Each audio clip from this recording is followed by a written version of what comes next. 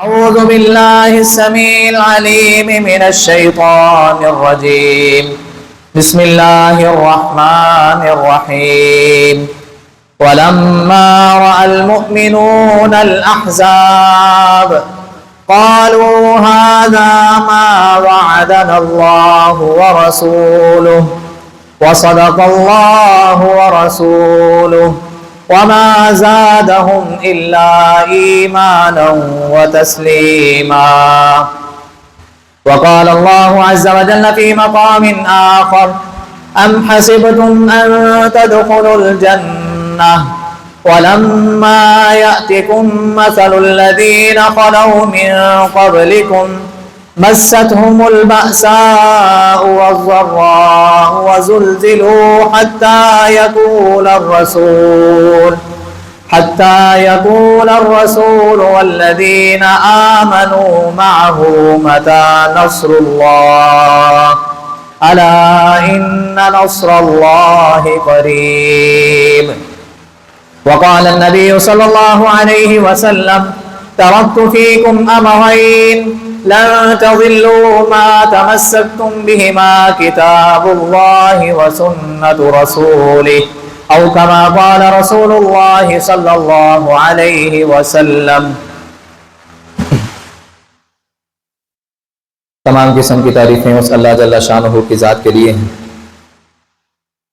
وہ اللہ جو ہم سب کا خالق ہے، مالک ہے، رازق ہے، داتا ہے، نفع نقصان کا مالک ہے، بگڑیاں بنانے والا ہے، موت و حیات کا مالک ہے، علی کل شیء قدیر ہے.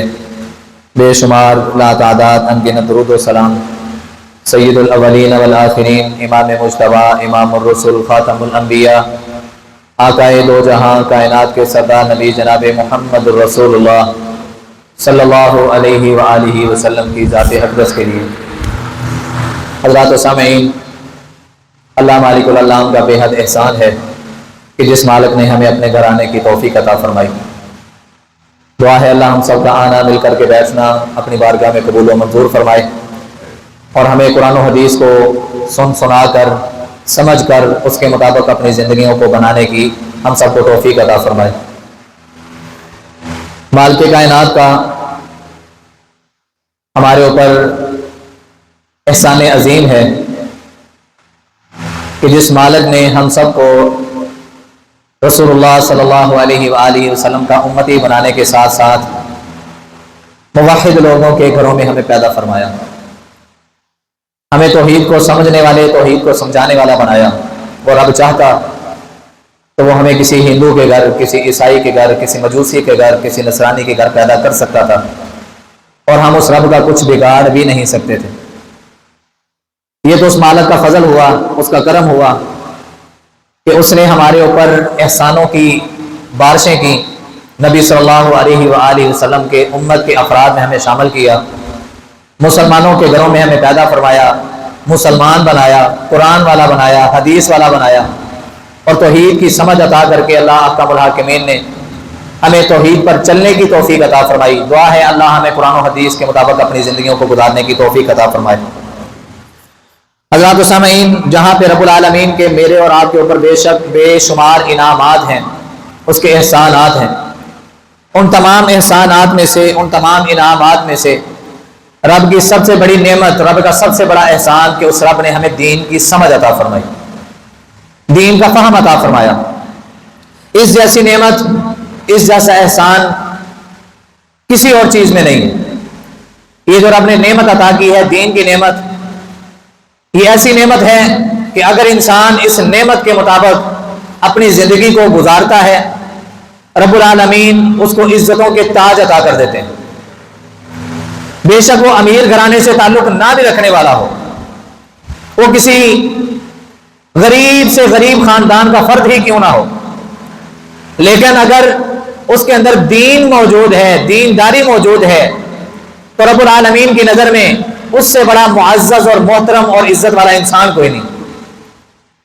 اور اگر انسان لاکھوں خربوں کا مالک ہے، انسان جائیداد اور پراپرٹی رکھتا ہے، انسان کے پاس بنگلے اور گاڑیاں ہیں، انسان کے پاس اچھی خاصی شہرت ہے، سب کچھ ہے اس کے پاس، لیکن اگر دین نہیں ہے تو رب العالمین کی نظر میں وہ انسان دین کے مطابق جو نہیں چلتا، رب العالمین کی نظر میں وہ انسان ہی نہیں، رب العالمین کی نظر میں اس کی کوئی قدر و منزلت ہی نہیں ہے۔ رب کی نظر میں اگر میں اور آپ اپنی عزت کروانا چاہتے ہیں، اپنا ادب و احترام کروانا چاہتے ہیں، اور ہم چاہتے ہیں کہ ہمیں دنیا میں بھی رب عزتوں کے تاج عطا کر دے، اور مرنے کے بعد جب ہم نے رب کے سامنے جانا ہے، قبر والی زندگی میں بھی رب ہمیں عزتوں کے تاج عطا کر دے، سوال و جواب کی نشست کا موقع ہو، رب العالمین وہاں پہ بھی ہمیں اپنی عزتوں سے، اپنی رحمتوں سے نواز دے، اور جب کل قیامت کا دن لگے گا،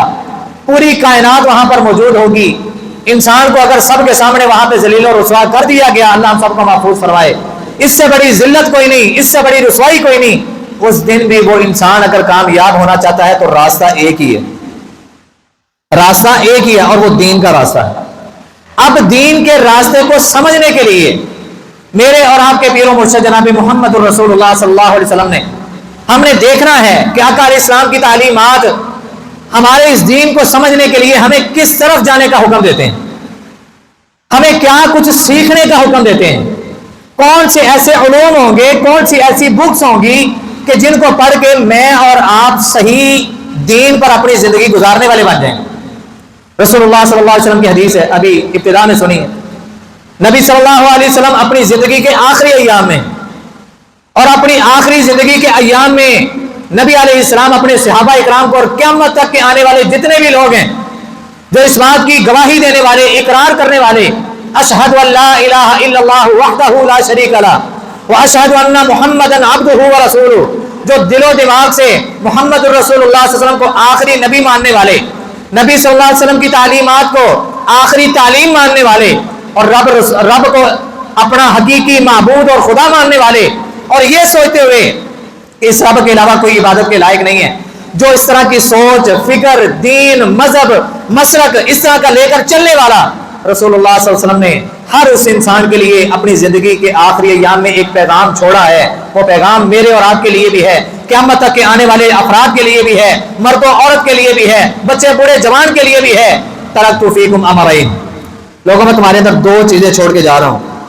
آج میں اور آپ اگر صحیح دین کو پہچاننا چاہتے ہیں، اگر صحیح دین کے مطابق اپنی زندگی گزارنا چاہتے ہیں، بناوٹی دین، بناوٹی حدیثیں، بناوٹی باتیں اور بناوٹی وہ اعمال کہ جن کو آج ہم نے دین کا حصہ سمجھ لیا اور کر بھی رہے ہیں، لیکن الٹا ہمیں اس کا نقصان بھگتنا پڑتا ہے، الٹا ہمیں بہتان بازی کا نشانہ بنایا جاتا ہے، الٹا ہمیں تنقید کا نشانہ بنایا جاتا ہے۔ تو ان ساری خرافات سے میں اور آپ اگر بچنا چاہتے ہیں تو راستہ وہی بنانا پڑے گا، راستہ وہی اپنانا پڑے گا جو میرے اور آپ کے پیر و مرشد جناب محمد صلی اللہ علیہ وسلم نے ہمیں دیا۔ اور وہ راستہ کیا ہے؟ آقا اسلام فرماتے ہیں میں تمہارے اندر دو چیزیں چھوڑ کے جا رہا ہوں، اے لوگو لن تضلوا ما تمسکتم بہما، جب تک ان دونوں کو مضبوطی سے تھام کے رکھو گے۔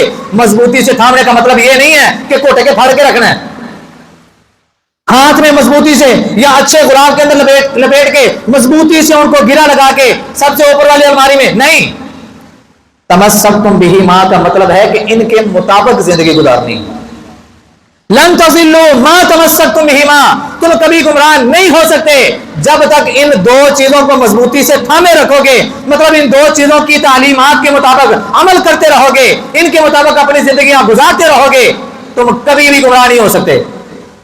وہ دو چیزیں کون سی ہیں؟ کتاب اللہ و سنت رسولی، ایک اللہ کی کتاب قرآن مجید و سنت رسولی، نبی صلی اللہ علیہ وآلہ وسلم کی سنت، آقا علیہ السلام کی حدیث، آقا علیہ السلام کا قول فعل عمل، یہ دو چیزیں ہیں جو میری اور آپ کی ہدایت کے لیے کافی ہیں، جو مجھے اور آپ کو صحیح دین پر چلانے کے لیے کافی ہیں۔ نہ نبی علیہ السلام نے ہمیں کوئی تیسری چیز دی ہے سمجھنے کے لیے، سیکھنے کے لیے، نہ ہمیں تیسری چیز کی طرف جانے کی ضرورت ہی ہے۔ اگر میرا قرآن پر ایمان ہے تو میرے لیے قرآن کافی ہے، اگر میرا نبی صلی اللہ علیہ وسلم کی زبان پر ایمان ہے اور میرا یہ عقیدہ ہے اور میرا یہ عقیدہ مجھے کہنے پر مجبور کرتا ہے کہ پوری کائنات کے انسان تو جھوٹ بول سکتے ہیں لیکن نبوت والی زبان سے جھوٹ بولنا تو درکنار، آقا علیہ السلام کی زبان سے جھوٹ کا تصور بھی نہیں کیا جا سکتا۔ اگر میرا اور آپ کا ایمان یہ ہے کہ قرآن سچی کتاب ہے، سچی کتاب ہے، رب کی کلام ہے اور میری ہدایت کے لیے یہ کافی ہے، نبی علیہ السلام کی زبان سچی، آپ کا قول سچا، آپ کا فعل سچا، آپ کا عمل سچا، تو میرے لیے کوئی تیسری چیز ڈھونڈنے کی مجھے ضرورت نہیں، یہ دو چیزوں کا علم میں حاصل کر لوں، ان دونوں کو پڑھ لوں۔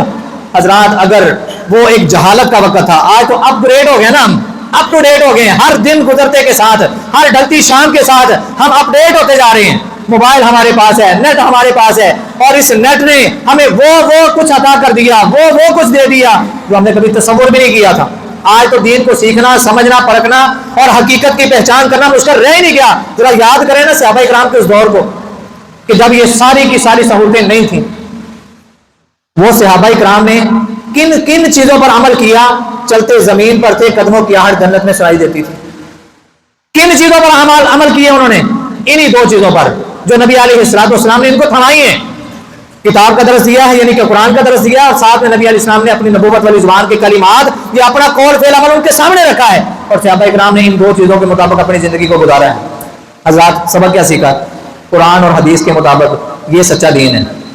اگر اس پر میں اور آپ چلیں گے نا، بے شک میری جیب میں کچھ بھی نہیں ہے، خاندان والے مجھے حقارت کی نگاہ سے دیکھتے ہیں، مجھے فقیر کہتے ہیں، مجھے غریب کہتے ہیں، مجھے کمی کہتے ہیں، مجھے کوئی منہ نہیں لگاتا، میرے ساتھ کوئی نہیں بیٹھتا، مجھ سے نفرت کرتے ہیں کہ یار اس کے پاس کیا ہے، آج پیسے کو سلام ہے، کیوں جی ہے کہ نہیں؟ لیکن ہم نے اس سوچ کے زاویے کو بدلنا ہے۔ پیسے کو سلام نہیں، دین کو سلام ہے۔ کس کو سلام ہے؟ دین کو سلام ہے، قرآن کو سلام ہے، قرآن والے کو سلام ہے، حدیث کو سلام ہے، حدیث پر چلنے والے کو سلام ہے۔ ہم نے اس سوچ کے زاویے کو بدلنا ہے۔ بدلیں گے تو دین میں آئیں گے، بدلیں گے تو دین داری بنے گی، اور دین داری بنے گی تو رب عزتوں کے تاج عطا کر دے گا۔ حضرات نبی علیہ السلام کے صحابہ کو عزتوں کے تاج اسی دین پر چلنے کی وجہ سے ملے۔ میں اور آپ بھی اگر آج عزت لینا چاہتے ہیں نا، دنیا میں، قبر میں، موت کے وقت یا موت کے بعد دوبارہ اٹھائے جانے کے وقت یا محشر کے میدان میں رب کا سامنا کرتے وقت وہاں پہ سوال و جواب سے بچنے کے لیے اگر میں اور آپ عزت چاہتے ہیں تو یہی ایک راستہ ہے، وہ دین کا ہے جو کتاب اللہ و سنت رسول ہمیں دے کے گئے ہیں۔ اللہ ہمیں ان کو سمجھنے کی توفیق عطا فرمائے۔ حضرات نبی علیہ السلام کے صحابہ نے کس انداز میں دینداری کی، کس انداز میں انہوں نے قرآن کو پڑھا۔ آج ہم قرآن کو پڑھتے بھی ہیں، آج ہم قرآن کو سنتے بھی ہیں، اور بسا اوقات ایسا ہوتا ہے کہ اسی مجلس کے اندر ہمارا ایمان ہائی لیول کا ہوتا ہے، لیکن جیسے ہی ہم مسجد کے دروازے کو کراس کرتے ہیں وہ سارے کا سارا ایمان ہم مسجد میں چھوڑ کے چلے جاتے ہیں، اگلے ہی لمحے ہم سب کچھ بھول جاتے ہیں۔ رسول اللہ صلی اللہ علیہ وسلم کے صحابہ، بدر کا میدان لگنے لگا ہے، بدر کا مارکا ہونے لگا ہے، رسول اللہ صلی اللہ علیہ وسلم اپنے صحابہ اکرام کے سامنے موجود ہیں۔ صحیح بخاری کی روایت ہے، آقا علیہ السلام اپنے صحابہ سے گفتگو کر رہے ہیں، چیف آف آرمی اسٹاف ہیں، مجاہدین کے کمانڈر ہیں، نبی علیہ السلام سب سے بڑے سپہ سالار ہیں۔ آقا علیہ السلام اپنے جانشینوں سے، اپنے مجاہدوں سے، اور جو نبی علیہ السلام کے ایک اشارے پر اپنا تن من دھن سب کچھ نشاور کرنے والے، وہ سامنے فوج موجود ہے، اور فوج کوئی لاکھوں کی فوج نہیں ہے، کتنی بڑی فوج ہے۔ بدر کا مارکا کتنے صحابہ تھے؟ 1000 کا لشکر، جی کفار کا 1000 کا لشکر، اور مد مقابل جو صحابہ ہیں، جو میرے نبی کے کمانڈر ہیں، میرے نبی کے مجاہد ہیں، ان کی تعداد کتنی ہے؟ 313 مد مقابل کفار کتنے ہیں؟ 1000 کا لشکر۔ نبی علیہ السلام اپنے صحابہ سے گفتگو کر رہے ہیں، اے میرے صحابہ کیا خیال ہے، لڑائی کے لیے تیار ہو؟ لڑائی کر سکتے ہو؟ لڑائی کرو گے کہ نہیں کرو گے؟ لڑائی کرنا مناسب؟ مشورہ ہو رہا ہے، گفتگو ہو رہی ہے، بات چیت ہو رہی ہے، صحابہ اکرام کے دلوں کی کیفیت کو جانچا جا رہا ہے۔ میرے صحابہ بتاؤ، اور اللہ کی قسم اپنی طرف سے بات نہیں کر رہا، نبی علیہ السلام بات کر رہے ہیں، صحابہ اکرام سامنے موجود ہیں۔ صحابہ اکرام سارے جو 313 کا لشکر تھا، 313 کی فوج تھی، میرے نبی کی محنت ابھی اتنی ہے، لیکن اس کے بعد دن بدن پھیلنی شروع ہو گئی۔ اس کے بعد رب العالمین نے اسلام کو 4 چاند لگا دیے۔ 313 کا لشکر سامنے ہے، نبی علیہ السلام بات چیت کر رہے ہیں۔ صحابہ اکرام کیا کہتے ہیں؟ اللہ کے نبی صلی اللہ علیہ وسلم، کیا آپ نے ابھی تک ہمیں پہچانا نہیں ہے؟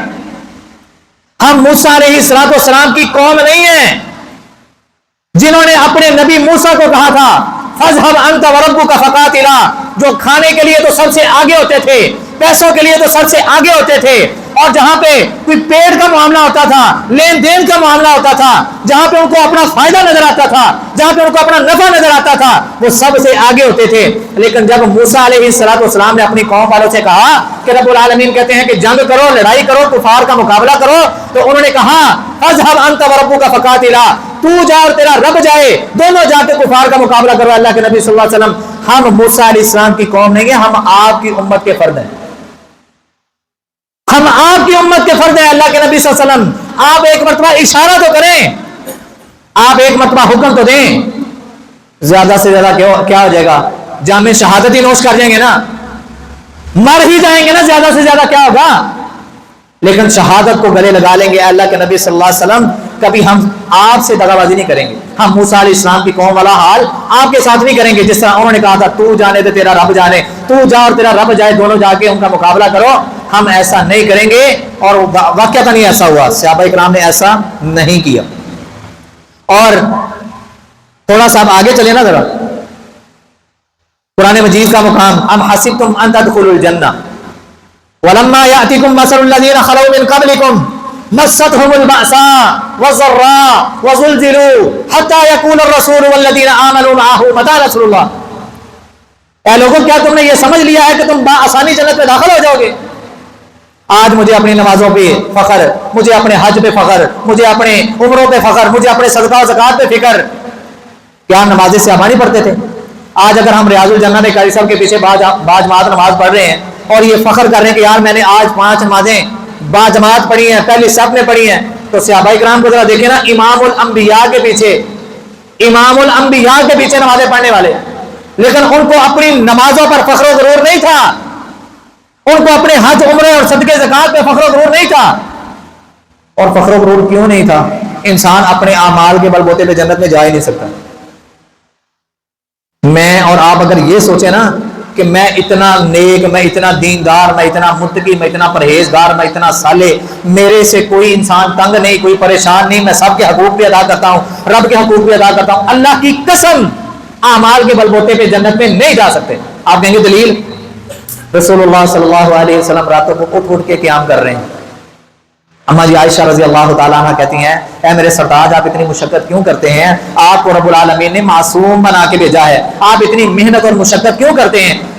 رسول اللہ صلی اللہ علیہ وسلم فرماتے ہیں, میری پیاری عائشہ, افلا اکون عبدا شکورا, کیا میں اپنے اس رب کا شکر گزار بندہ نہ بنوں جس نے میرے اوپر اتنے انعامات کیے ہیں؟ اور عائشہ, کل قیامت کا دن ہوگا, کوئی بھی انسان رب کی رحمت کے بغیر جنت میں داخل نہیں ہو سکتا.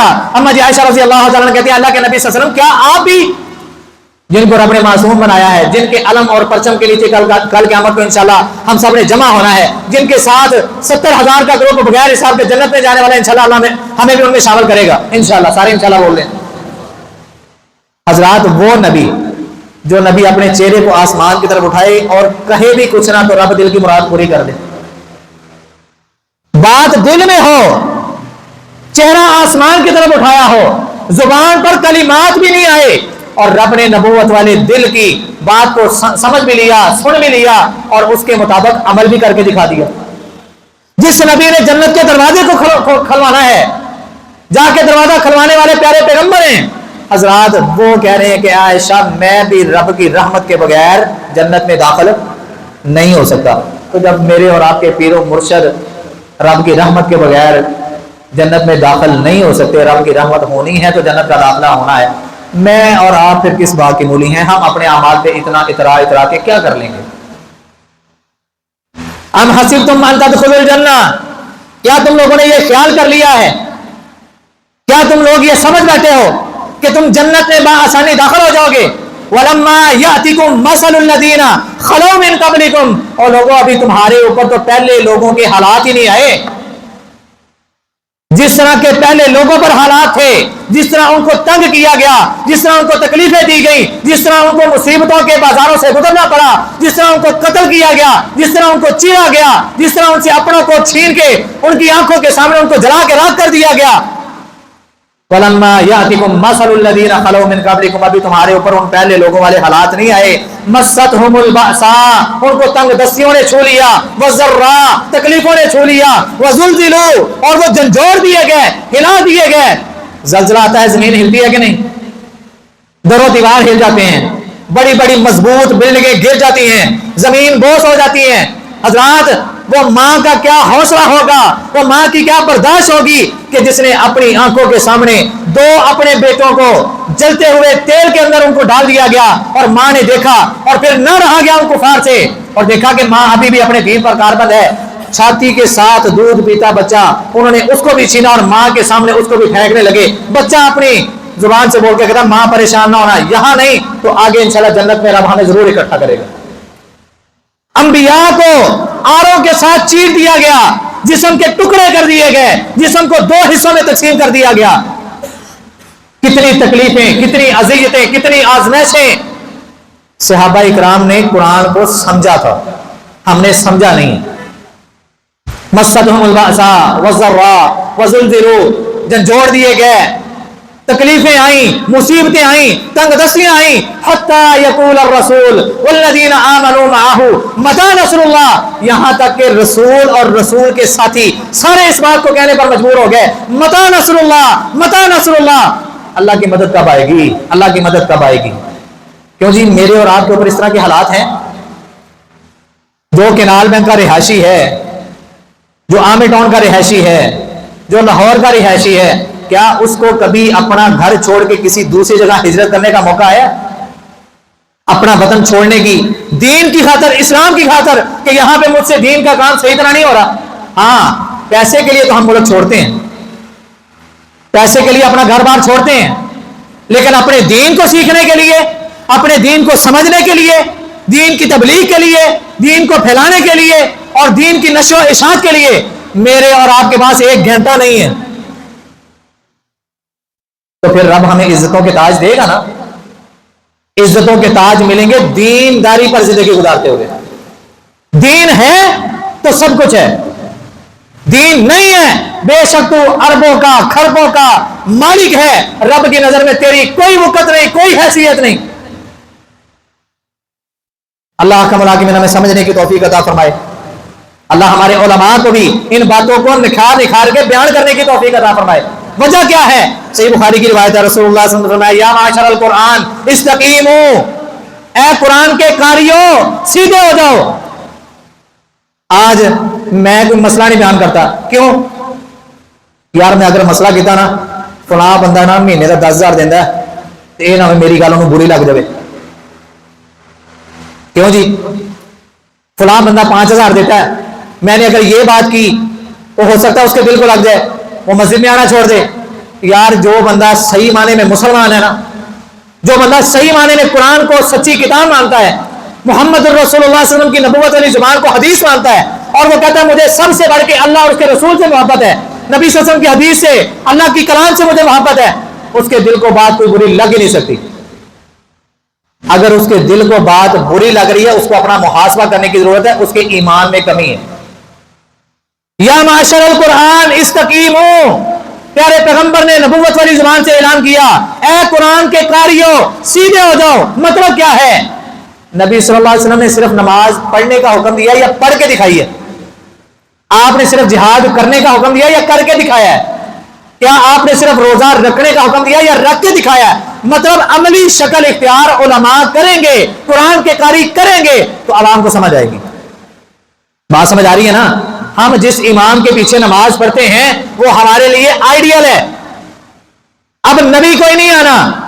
العلماء ورثۃ الانبیاء، آج جن کو ہم جگہ جگہ پہ کھڑے ہو کے باتیں کرتے ہیں نا، کاش کہ ہم نے دین کو پڑھا ہوتا، کاش کہ ہمیں اس بات کا علم ہوتا کہ یہ باتیں عام انسان کو نہیں کر رہے، یہ علماء جو انبیاء کے وارث ہیں نا، یہ باتیں ان کو ہو رہی ہیں، جن کو رب نے عزت عطا کی ہے اس قرآن کی وجہ سے، جن کو رب نے عزت عطا کی ہے نبی صلی اللہ علیہ وسلم کی حدیث کی وجہ سے، جن کو رب نے مصلی رسول پر کھڑے ہو کے امامت کروانے کا، ممبر رسول پہ کھڑے ہو کے خطابت کرنے کا اعزاز رب نے دیا ہے تو قرآن اور حدیث اور دین کی وجہ سے۔ یا معاشر القرآن استقیموا، اے قرآن کے قاریوں تم سیدھے ہو جاؤ، مطلب تم درست ہو گئے، معاشرہ خود ہی درست ہو جائے گا۔ میں کل ہی ایک پوسٹ پڑھ رہا تھا، اب علاقے کا نام ایگزیکٹ میرے ذہن میں نہیں ہے، قاری صاحب نے اعلان کیا بھائی جو بندہ نماز نہیں پڑھے گا میں اس کے مرنے کے بعد اس کا جنازہ نہیں پڑھاؤں گا۔ जिस दुकानदारी पर धोखे और फरेब का सामान हुआ, मैं पूरे गांव के लिए यह ऐलान करता हूं कि फलां दुकान से या जो बेनमाजी हुआ, मैं उस दुकान से सबको ऐलान करता हूं कि कोई उस बेनमाजी से जाके सौदा ना ले, सामान ना ले। हाँ, किसी दुकान पर सिगरेट अगर मुझे पता चल गया, मैं मस्जिद का स्पीकर खोल के ये ऐलान करूंगा, फलां बंदे के साथ ताल्लुकात को खत्म कर दो, उसने अपनी दुकान पे हरामकारी की अशिया रखी, नशावर चीजें रखी हैं। और किसी की शादी पे ये ढोल धमक्का और ये नाच गाना और भंगड़े और डीजे का लगना और शोरगुल का होना, अच्छा ये 4-5 बातें की हैं और वो पूरे का पूरा गांव अपने उस इमाम की बात पर लब्बैक कहते हुए इन पर अमल कर रहे हैं। अच्छा जी, ये सारी बातें उस मौलवी की हैं या मौलवी के अबू जी की हैं या मौलवी के दादा जान या उसके परदादा जी या उसके कोई उस्ताद, ये बातें किसकी हैं? मुहम्मद रसूलुल्लाह सल्लल्लाहु अलैहि वसल्लम की, हमारे दीन की, कुरान मजीद की, नबी सल्लल्लाहु अलैहि वसल्लम की अहादीस की। उलमा तो सिर्फ एक जरिया होते हैं हक को फैलाने का। अल उलमाउ वारसतुल अंबिया का हक अदा करने के लिए कि अब नबी कोई नहीं आएगा, उलमा अंबिया के इल्म के हिसाब से विरासत में हैं, उनके वारिस हैं। उलमा ने तो ये काम करना है। अल्लाह हमें भी सीधा होने की तौफीक अता फरमाए, दुरुस्त होने की तौफीक अता फरमाए। अच्छा जी, अगर उलमा सीधे हो जाएंगे, उलमा दुरुस्त हो जाएंगे, सही दीन पर आ जाएंगे, फायदा क्या होगा? नबी साहब ने फरमाया, कद सबकतुम सबकम बईदा, अल्लाह तुम्हें फिर ढेरों तरक्कियां अता फरमाएगा। क्यों जी? आज हमारे पास अशिया की कमी है, रब की नेमतों की कमी है, रब के एहसानात की कमी है, लेकिन इसके बावजूद भी हम रब की रहमत से कितना दूर हो चुके हैं। सर्दी अभी स्टार्ट हो गई है, ये स्मोक के नाम पे या फोग के नाम पे या धुंध के नाम पे ये अभी से हमारे ऊपर जो एक रब की नाराजगी या रब का अजाब मुसल्लत है, कभी मैंने और आपने गौर किया? चंद दिन पहले दरस में मैंने एक बात कही थी, हमें तो बस इस बात की परवाह है, इमरान खान लुट के खा गया, नवाज शरीफ लुट के खा गया, शहबाज शरीफ लुट के खा गया, जरदारी लुट के खा गया। अब मुल्क के हालात इस तरह के हैं, इन्होंने मुल्क को बाहर जान दी पई सी, मुल्क में रह के हालात का मुकाबला करना, ये हो गया वो हो गया, सियासत सियासत, और सियासत का नाम भी हमने पता नहीं बिगाड़ के रख दिया। अल्लाह का मुहाकिमिन कहते हैं, इस्तगफिरू रब्बकुम इन्नहु काना गफ्फारा युरसिलिस समाअ अलैकुम मिदरारा। ये बातें मुझे और आपको तब पता, नबी का हमसाया बन जाऊंगा, नबी का पड़ोस मिल जाएगा, जब मुझे और आपको इस बात पर यकीन होगा कि हदीस सच्ची है, नबी अलैहिस्सलाम की जुबान सच्ची है, आका अलैहिस्सलाम की जुबान से निकलने वाले कलिमात सच्चे हैं। इनको पढ़ूंगा, इनको सीखूंगा, इनको अपनी जिंदगी में शामिल करूंगा, सही दीन पे आ जाऊंगा, सही दीन पे जिंदगी गुजारूंगा, मेरी मौत भी अच्छी, मेरी कब्र भी अच्छी, दोबारा उठाया जाना भी अच्छा, कल क़यामत को रब से मुलाकात भी अच्छी, जन्नत का दाखिला भी अच्छा, और नबी अलैहिस्सलाम की रिफाकत में आका अलैहिस्सलाम के पड़ोस में अल्लाह जगह भी अदा कर देगा, मुकाम भी अच्छा। फरमाया इस्तगफिरू रब्बकुम, और लोगों इस्तिगफार करो, इस्तिगफार करो। आज इस्तिगफार की कसरत की जरूरत है। क्यों जी? आज से हम वादा करते हैं कि इंशाल्लाह चले हर नमाज के बाद 100 मरतबा ना सही, एक दिन में इंशाल्लाह हम 100 बार अपनी जुबान से अस्तगफिरुल्लाह क्या पढ़ना है? जिनको रब ने जुबान दी है ना, वो बोले क्या पढ़ना है? बच्चे बूढ़े जवान सारे पढ़ लें, क्या पढ़ना है? क्यों जी? हम आज रब से वादा करते हैं कि इंशाल्लाह एक दिन में 100 मरतबा इस्तिगफार करेंगे। कौन कौन वादा करता है? मेरे समेत। फायदा क्या है? कुरान बयान कर रहा है, इस्तगफिरू रब्बकुम, जज़ाकल्लाह, आप सबकी जिंदगी में बरकत अता फरमाए। इस्तगफिरू रब्बकुम इन्नहु काना गफ्फारा, इस्तिगफार करो, रब तुम्हारे गुनाहों को माफ कर देगा। युरसिलिस समाअ अलैकुम मिदरारा, तुम्हें बारिशों की जरूरत है, रब अपनी रहमतों की बारिशें अता कर देगा। क्योंकि आज बारिशों की जरूरत है कि नहीं? अल्लाह हम सबको अपनी रहमत की बारिश नसीब फरमा। अल्लाहुम्मा अगिस्ना बिरहमतिका व बिफज़लिका, अल्लाह अपने फजल वाली और अपनी रहमत वाली हमें बारिशें अता फरमा। फरमाया इस्तिगफार करो, युरसिलिस समाअ अलैकुम मिदरारा, बारिशों की जरूरत है, रब बारिशें अता कर देगा। वयुमदिदकुम बिअमवाल, माल की जरूरत है, इस्तिगफार करो, रब माल अता कर देगा। बेटों की जरूरत है, वबनीन, रब बेटे अता कर देगा। काम क्या करना है? इस्तिगफार करना है। मेरे गांव के कारी साहब हैं, शादी हुई 4-5 साल हो गए, उस्ताद मोहतरम आते हैं ना दरस देने के लिए, वो भी उसी इदारे के असातिज़ा के हेड हैं। कहते 4-5 साल हो गए शादी को, औलाद नहीं हुई। औलाद भी परेशान हो गए कि क्या किया जाए। एक दिन मुतालिया करते करते क्लास में पढ़ाते थे सूरत नूह 29वां पारा, जब कुरान की इस आयत पर पहुंचे ना, इस्तगफिरू रब्बकुम इन्नहु काना गफ्फारा युरसिलिस समाअ अलैकुम मिदरारा व युमदिदकुम बिअमवाल व बनीन व यजअल लकुम जन्नात व यजअल लकुम अनहारा। जब इन 3-4 आयत को पढ़ा ना, तफसीर वाले कुरान को बंद किया और अपनी बेगम के पास गए, जाके कहते हैं कि 5000 मरतबा इस्तिगफार तुमने करना है और 5000 मरतबा इस्तिगफार मैंने करना है। जरूरी नहीं कि आज ही करना है, जिस दिन तेरा 5000 मुकम्मल हो गया, जिस दिन मेरा 5000 मुकम्मल हो गया, हम दोनों बताएंगे एक दूसरे को। कहते जी अभी 5000 ना मेरा पूरा हुआ ना 5000 मेरी बेगम का पूरा हुआ, अल्लाह ने उम्मीद लगा दी। नुस्खा किसका है, किसका दिया हुआ है, वजीफा किसने हमें दिया है, तरीका हमें किसने बताया है, अमल किसने करना है, अमल हमने करना है। अमल से जिंदगी बनती है, जन्नत भी जहन्नम भी। दीन पर जिंदगी गुजार लेंगे, कुरान पर जिंदगी गुजार लेंगे, हदीस पर जिंदगी गुजार लेंगे, सही दीनदार बन जाएंगे, अल्लाह की कसम दुनिया आखिरत में रब इज्जतों के ताज अता कर देगा। और अगर हमारा रास्ता उलट पुलट हो गया, हमारा रास्ता कहीं और का हो गया, दीन को छोड़ दिया, हदीस को छोड़ दिया, कुरान को छोड़ दिया, तो फिर जहन्नम जाने से हमें कोई बचा नहीं सकता। अल्लाह का मुल्हाकिमीन से दुआ है, अल्लाह हमें समझने की और अमल करके अपनी दुनिया और आखिरत को बेहतरीन से बेहतरीन बनाने की तौफीक अता फरमाए। नबी सल्लल्लाहु अलैहि वसल्लम की वफात के दूसरे दिन, आखिरी बात करके अपनी बात को खत्म करता हूं, नबी सल्लल्लाहु अलैहि वसल्लम इस दुनिया को छोड़ के गए, आपकी वफात के बाद का दूसरा दिन है, मस्जिद नबवी है। अबू बकर सिद्दीक रज़ी अल्लाह तआला अन्हु मस्जिद नबवी में आए, मिंबर रसूल पर बैठे और खुतबा इरशाद फरमाया। कहते हैं कि उनके हाथ में ना कुरान का सहीफा था, कुरान का सहीफा। अबू बकर सिद्दीक रज़ी अल्लाह तआला अन्हु ने खुतबा दिया, सहाबा इकराम को वाज नसीहत तलकीन जो भी करनी थी। उनके बाद उमर फारूक रज़ी अल्लाह तआला अन्हु मिंबर के करीब आए और हाथ में कुरान को पकड़ के कहते हैं, हाज़ा किताबुल्लज़ी हदल्लाहु बिही रसूलकुम, ये वो किताब है कि जिस किताब को रब ने अपने प्यारे पैगंबर पर उतारा और रब्बुल आलमीन ने इस किताब के जरिए हम सबको हिदायत दी। और लोगों इस किताब को मजबूती से थाम लो, इस किताब को मजबूती से थाम लो। क्यों?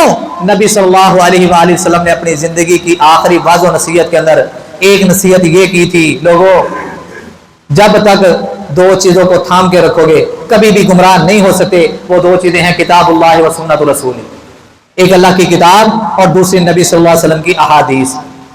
क्यों जी, आज से मैं और आप ये अहद करते हैं, इंशाल्लाह मेरी जिंदगी अल्लाह के कुरान के मुताबिक होगी, मेरी जिंदगी इंशाल्लाह हदीस के मुताबिक होगी। मैं किस मसलक से ताल्लुक रखता हूं मुझे कोई परवाह नहीं।